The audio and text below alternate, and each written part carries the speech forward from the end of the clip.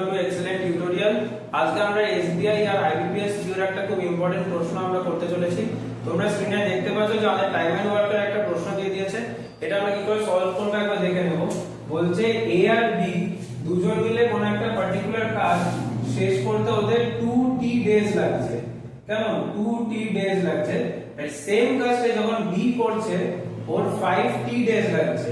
তাহলে এখান থেকে যদি আমি একটা টোটাল ওয়ার্কটা বার করতে চাই, যেটা বেসিক্যালি 5t আর 2t এর আমাদের এলসিএমটা হচ্ছে, সেখান থেকে আমি 10t বাই 2t করে a আর b এর দুজনের efficiency R 10t by 5t করে 2 করে b এর ওর ইন্ডিভিজুয়াল এফিশিয়েন্সিটা আমরা পেয়ে যাচ্ছি।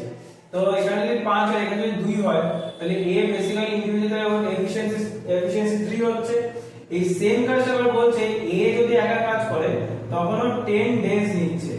এবার আমরা জানি কি days equals to total work by efficiency. তাহলে আমি জানি যে 10 ইকুয়ালস টু টোটাল ওয়ার্ক এখানে 10t রয়েছে, 10t বাই এখানে a যেহেতু একা কাজ করছে আমাকে এর একার এফিশিয়েন্সিটা নিতে হবে। তো সেখানে আমাদের t এর ভ্যালু কত দাঁড়াচ্ছে 3।